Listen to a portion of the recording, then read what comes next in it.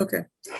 Thank you all, everybody, for coming to this afternoon's presentations of the 2020 Mellon-funded grants and aid grantees. Today we have Tessa Cordova, who will be presenting first, and then Sarah Rafael Garcia, who will be presenting afterwards. I have the privilege of introducing Tessa, that we all know and love, Tessa Cordova. And is Maria coming or no?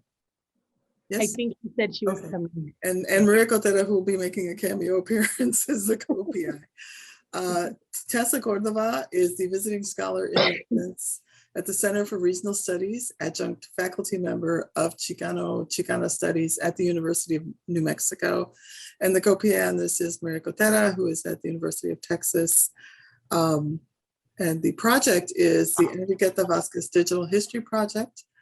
Enriqueta Vázquez is a central figure in the Chicano movement in New Mexico and other localities, and contributed to the movement's publication El Grito del Norte, and served as a voice for land struggles. And without any further ado, take it away, Tessa. Thank you. Do we have share screen privileges, Linda? I believe so. Yeah.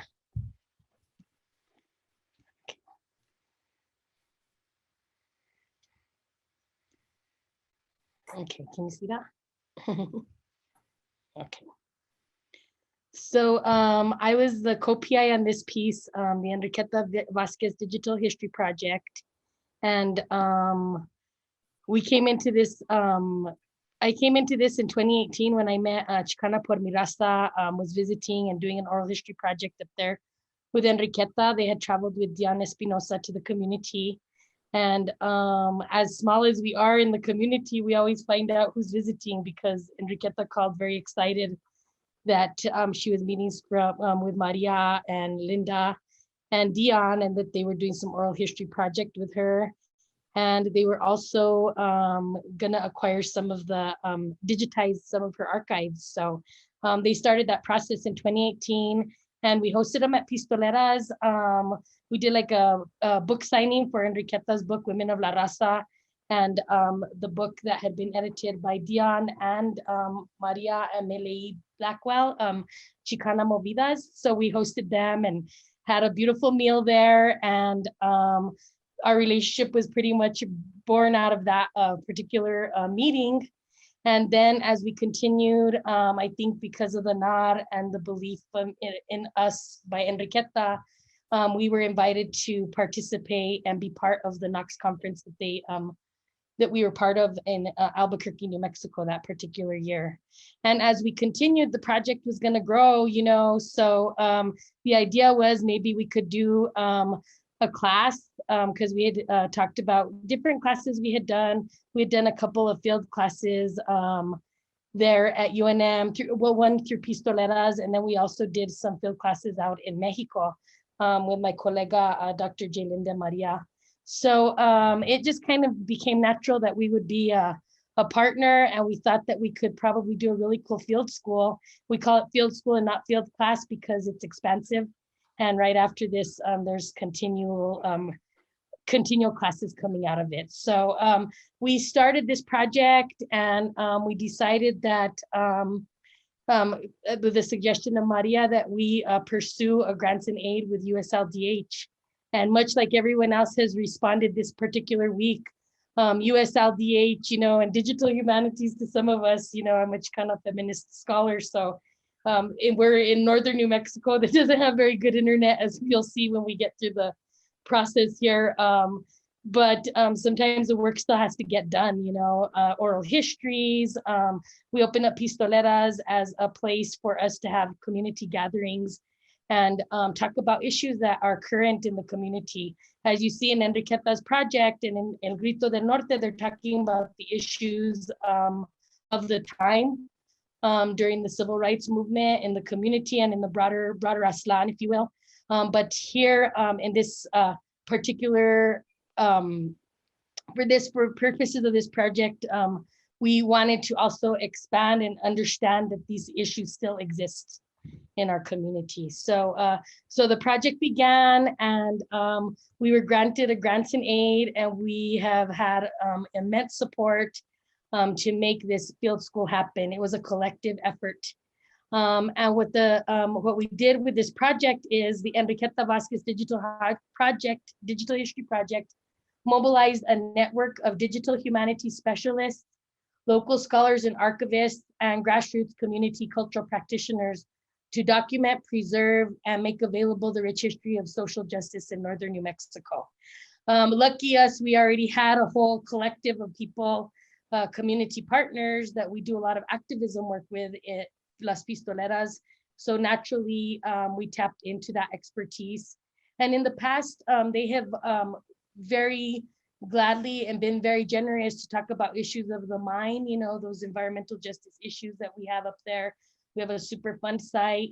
So many of those activists also write stories, also are very creative, and have been partners of our collective for such a long period of time. We grew up in, we opened in 2013.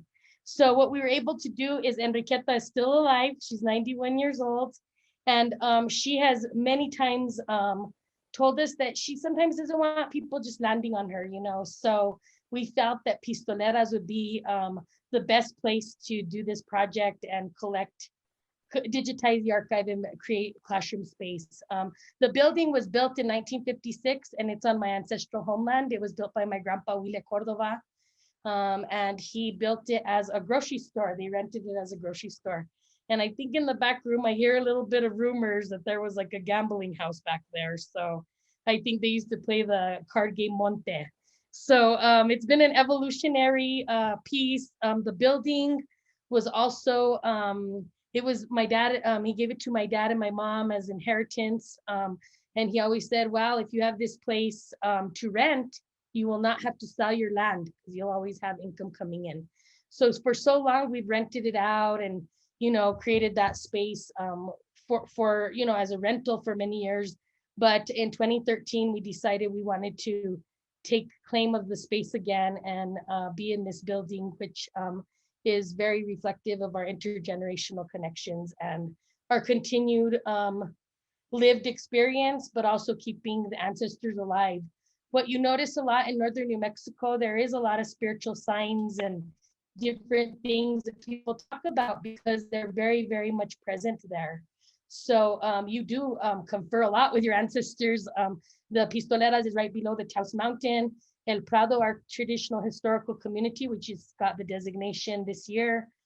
We've been organizing toward that because the town has been wanting to annex us so they could take our grocery receipts tax money.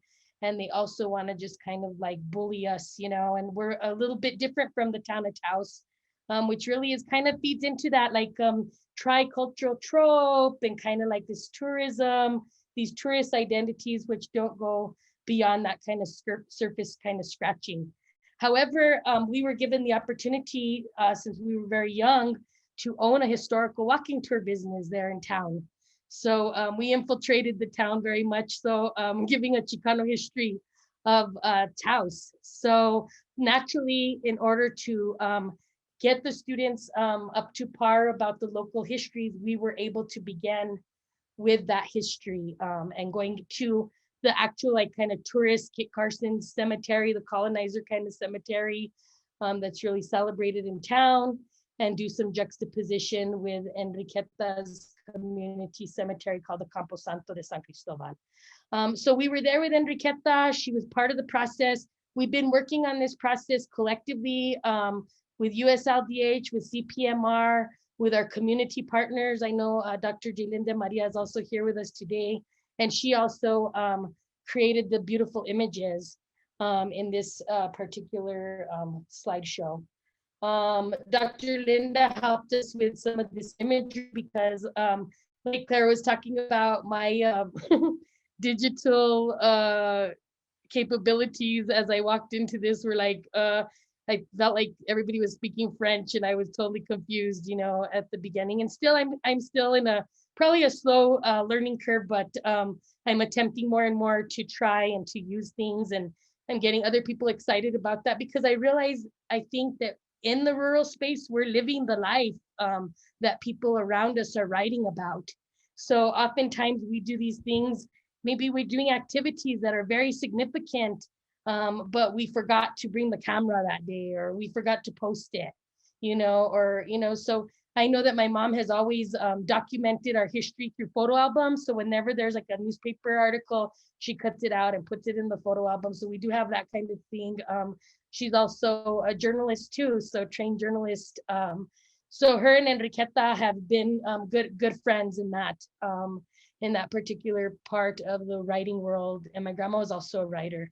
So we put Enriqueta on the map, the digital map, if you will, and on the map in general, because very many oftentimes, even surprisingly, I teach Chicana feminism at UNM, but oftentimes that New Mexico, the very intentional work that happened here is very much bypassed. So of course, we were very excited to be part of this. Chicana por mi raza, las pistoleras, USLDH, you're like, gosh, Chicana por mi raza, what a cool name. And what an opportunity to be with our own mentors that we've read their work and have influenced us, so many times, Dr. Linda and Dr. Maria. And I had met Dr. Diana Espinosa years ago because she was interviewing a lady that was in one of our theater troupes. So Dr. Juanita Malof Dominguez Presente, she passed away this year. She wrote the song Yo Soy Chicano. So we're all very much connected and reconnecting on a constant. And that's what we feel is the beautiful thing about Pistoleras is it invites so many to come, and they want to know what's going on in there, and even during the field school, people would just stop by because they were curious and they know that we always have something really amazing going on. So the idea was to put Enriqueta on the map and on the digital map. And we wanted to kind of center her in this concentric circle and all of these particular, and this was created by Dr. Linda, because of course my skills aren't at that level yet, but underneath that is a picture that they took during the 2018 interview with Maria and Dion, and that's a beautiful picture underneath this concentric circle, which becomes this central focal point of how are we going to do this course? How are we going to highlight all of this and make this happen? So I think as we started creating this, we would meet every 10 days. That's how committed USLDH and CPMR have been committed to this on a continual project. And then at the beginning, when we really decided we wanted to do this, Dr. Maria Cotera helped us gather scholars and the scholars at UNM, and she and Linda told me, who do you think would be good as central to the project as well? And that's when I really wanted to bring in Dr. Margie Montañez, who's now the curator of the Center for Southwest Research Latin American Collection, and Dr. Jalinda Maria. They also went to school with me. We have a really good rapport.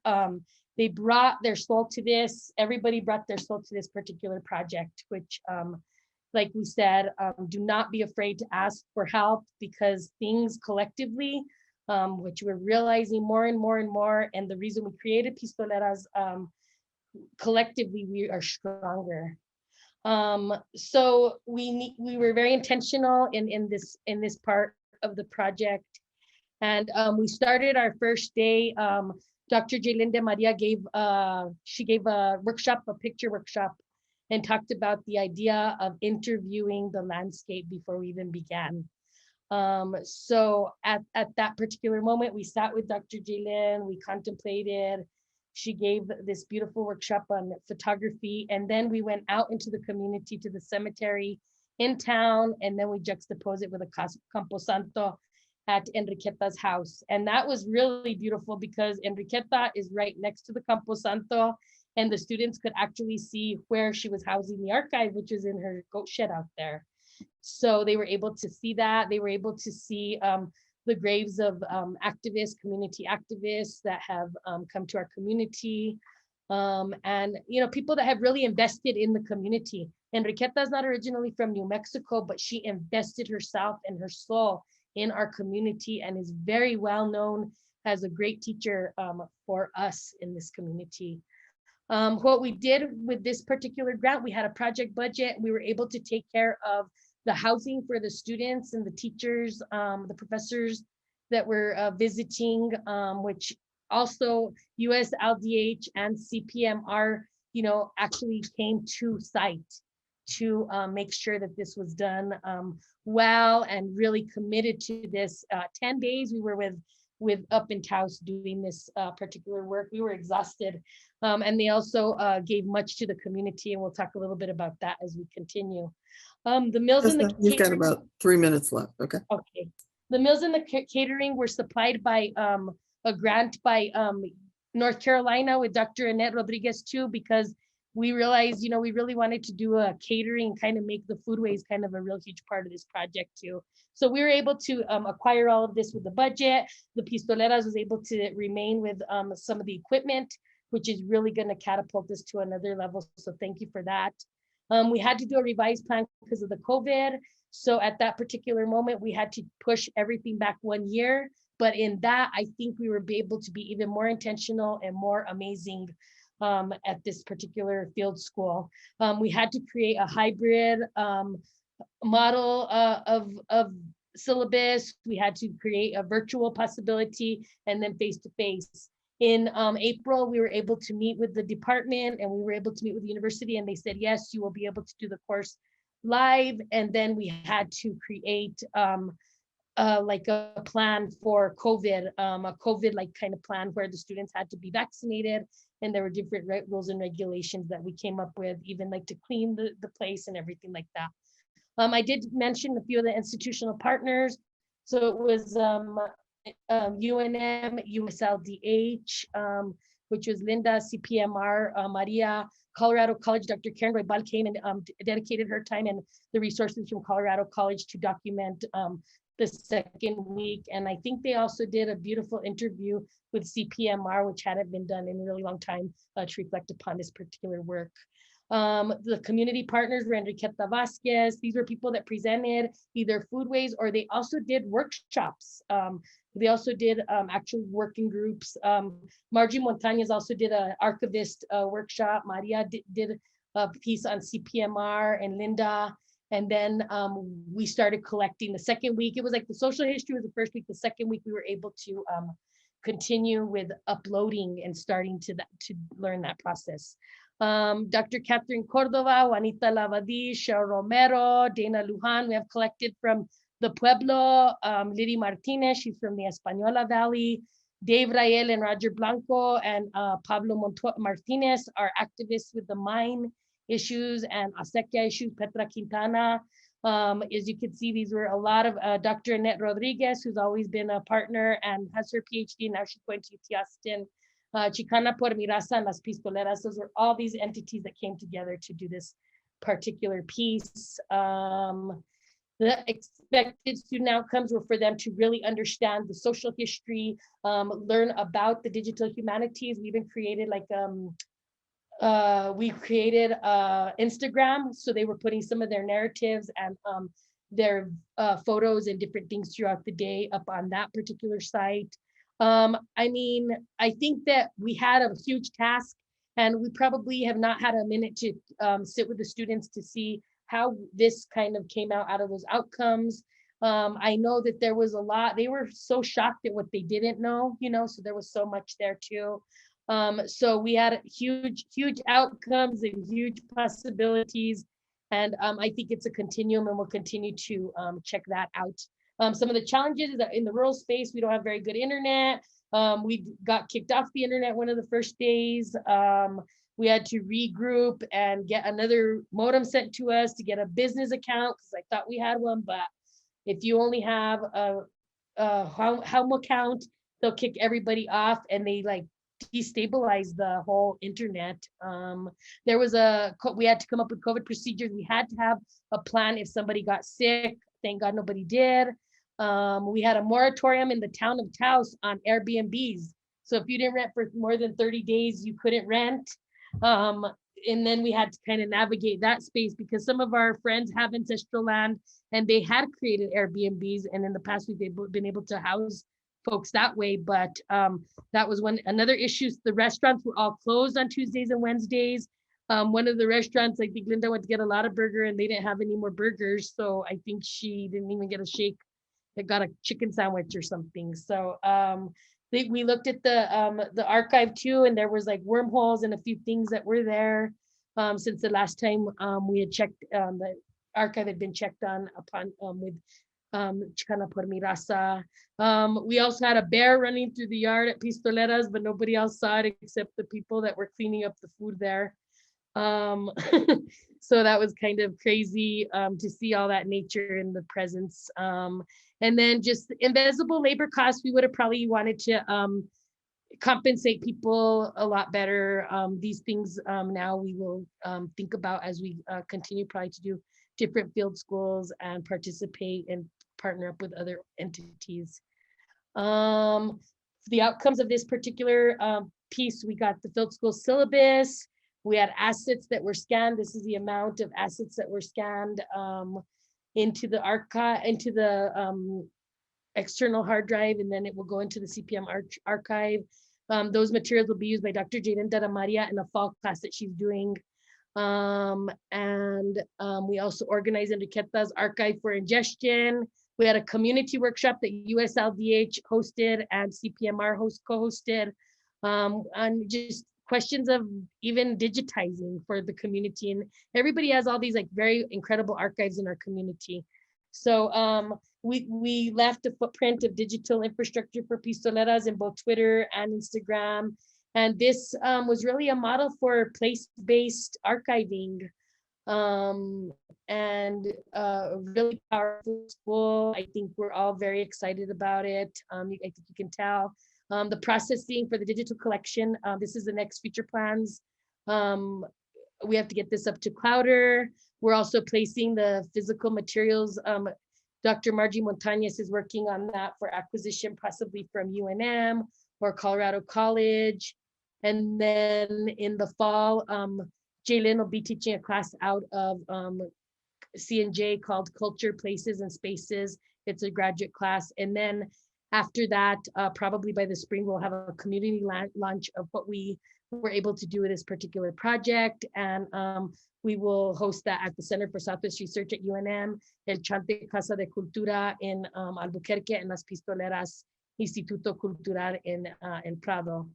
This is a really cool piece because I really thought this was a nice close for the picture here, because they always talk about CPMR as a site of encuentro, and we always say that about Pistoleras, which is ironic, but maybe not. You know, it's serendipitous and very real. There's Maria looking at this Chicana por la gente that we found in Enriqueta's archive, and she actually drew that piece, Enriqueta did. And then in another archive, I think it's in her mama's archive, Martha's archive, this was the piece they had at the end of the newspaper they had in Tejas, Chicana por mi raza. And I really thought it was an exciting juxtaposition to end with, because we talked about the archival encuentro, but look how excited everybody is, if you can see that in those pictures. These last two pictures Dr. Annette Rodriguez took, and just how the interactive possibilities of the archives, even though they're different archives that are being collected of women, how they have a very strong connection and a really incredible tie. So sorry, I went over on time, I know. That's okay. Thank you so much. I don't know if anybody has any questions. And I can't see the chat, so. I can't either. There's no chats, there's no comments yet in the chat, but I mean, congratulations. This is such a powerful and empowering project that, you know, it's, you know, it really confirms all the work that, you know, and the reason for the existence of these grants, for the existence of the recovery program, for, you know, building this comunidad. And I'm so glad that you ended with that picture, Teresa. Tessa, and I mean, and for everything that you shared, this is what makes us run, right? Caro, I want to thank USLDH and CPMR. I mean, this is I think the first time we do a class, right? Like this anyway, like a field school, and to me, if you guys wouldn't be the visionaries that you all are in support and a place to lean and things like that, I think this is what makes sense to us in the Norte, and everybody was there with bells on, and just the I just want to reflect and inscribe, I mean, just repeat that the community felt so excited. This is the first time we opened up after COVID and after my dad passed. So this was like huge for the Pistoleras collective. It was huge for all of us. We learned so much from each other. Everybody walked in fully with their heart and soul, and it was beautiful. And I think as we continue to go through the images and pass them to you all, because we're still working on all of that, I think that it's really important to just remember and thank you from the bottom of our hearts. And Enriqueta was super, super excited. Everybody left with glows, you know. But you know that, I mean, Maria's here, and she might want to say a few words. We'll give her a chance to say that, to say something. I think it would be important. Yeah, Tomas is mentioning that, you know, thank you for this work. Porque this is really the meat of doing this digital humanities work, because I liked how you centered us into the fact that what if the digital stuff doesn't work? This is what people are writing about, right? And this is the foundation, right? About truly building the comunidad. This morning, Carolina and I had a talk with somebody who was telling us about how sometimes the digital work that ethnic communities do is not considered like research enough, you know. But I mean, this is the research. I mean, look at this, all the work that you guys did with opening the field school. I mean, I'll let Maria talk. Well, I just want to thank you for inviting me, and I so enjoyed seeing Tessa present on the project. I want to just, what I'll say is, what was very interesting to me about the process, and I'm sure Linda has thoughts about this as well, was the extent to which, I mean, we had done projects, we had done oral histories and collected archives in women's homes, and we've been all over, you know, the Southwest. We had never really undertaken something like this, which was very much embedded in a community and its history. So it was looking at, and, you know, framing the students' learning and skill building, right, in terms of archival digitization and all the processes that are related to that, but framing it inside of a community history and space that, you know, when I first started working with Linda and Tess on this, I was very unsure. I was like, so we're doing field trips and we're doing this and that. And I'm like, what does that have to do with scanning? But they taught me that it actually critically transforms our digital practice when we are embedded in community, and when we can understand, just as Tessa said, you know, that the archive that we're collecting doesn't exist in the abstract, you know, even though it's going up to cyberspace, it is generated in a space of community and relationality that is critical as a context.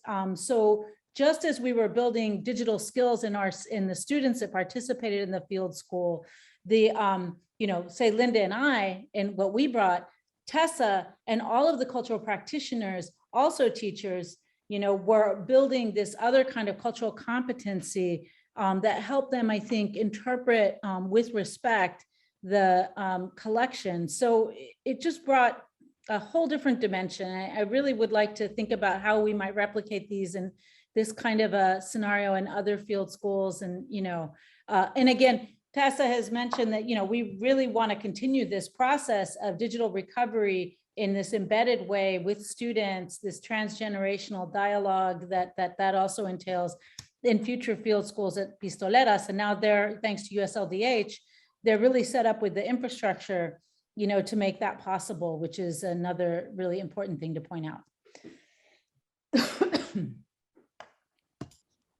Roxy, you have a question? Thank you, Maria, for sharing this.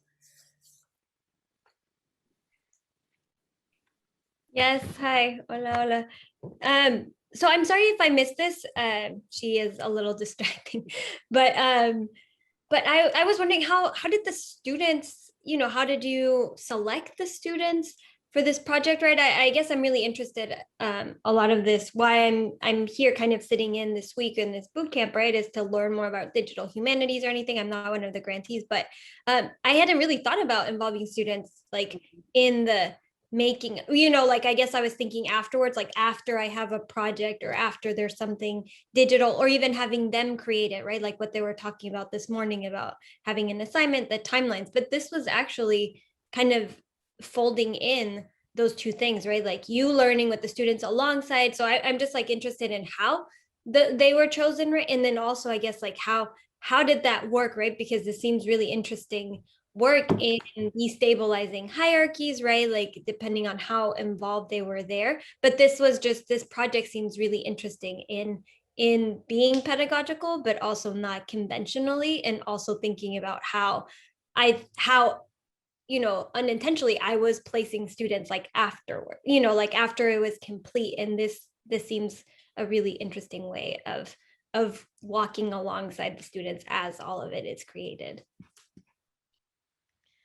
What we did was we partnered up with UNM Chicano Studies, and they had a Chicana feminism. It's like a themes course, right? A Chicana feminism course, and we were able to convince them to let us offer it as undergrad and graduate level.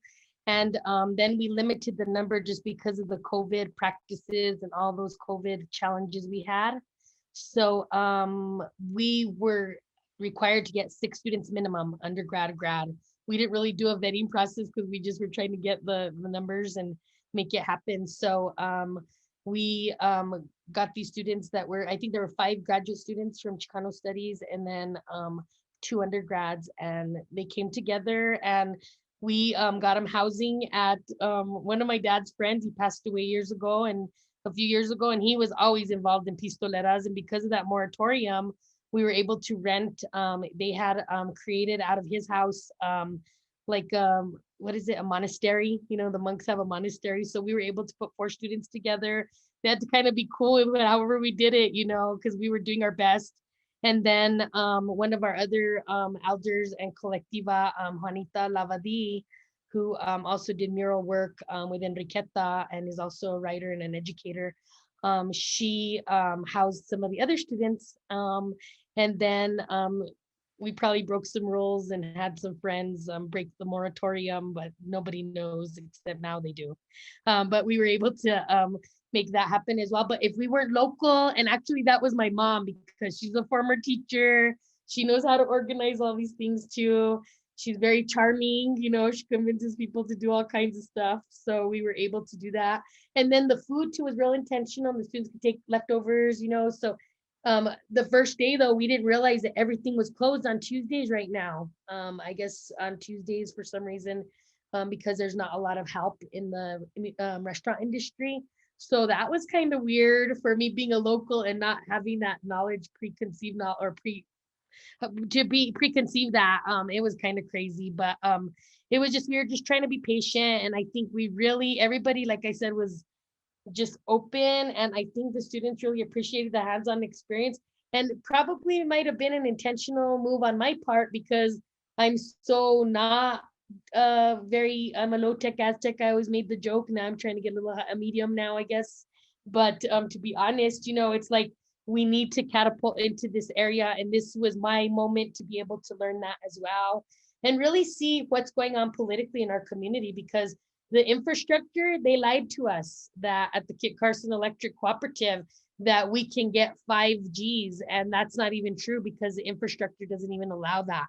And this morning when I kept hearing the national news about how much rural move money they're going to put into broadband and all this stuff, I'm like, been there, done that. Let's see if they really, really do it this time, And I know it was frustrating for some of the city folks, but I think it also gave us a moment to slow down and figure out sometimes how the digital can work. Even just digitizing stuff on the scanner taught us a lot. And there's a lot of people that they found have these beautiful archives in their garages, and it was really cool because they were able to talk to people about that, and thinking it's just not something that's real important, but we talked about those things. And I thought that everybody was really, really happy to be with everyone. They were so shocked that all these ladies were doctoras, and they were like, they make us feel so honored. They're not like, they're not rude or disrespectful. Everybody was just impressed. I think on both ends, we were all just in a very, very happy space. So Thank you so much for your work, Tessa. This is amazing, and we'll be sharing when Tessa shares the links to some of the work. I think they generously shared the syllabus to their field school, so that's on the Manos a la Obra site. So please feel free to look at that, and this just gives us an opportunity to see how the digital humanities is allowing us to center and to rethink, right?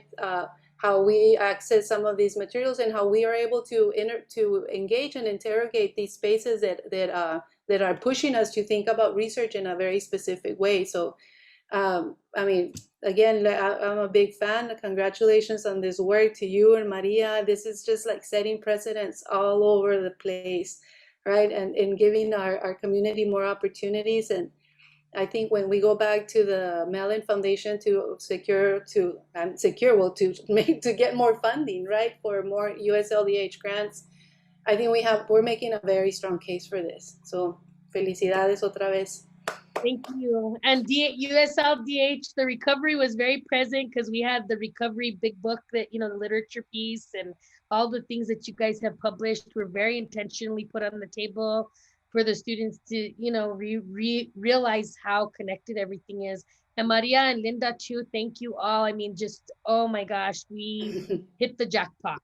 Seriously, with all of you. Thank you so much. Thank you to my cohort. You guys are all amazing, doing amazing projects. Cool. Thank you. And to our other partners.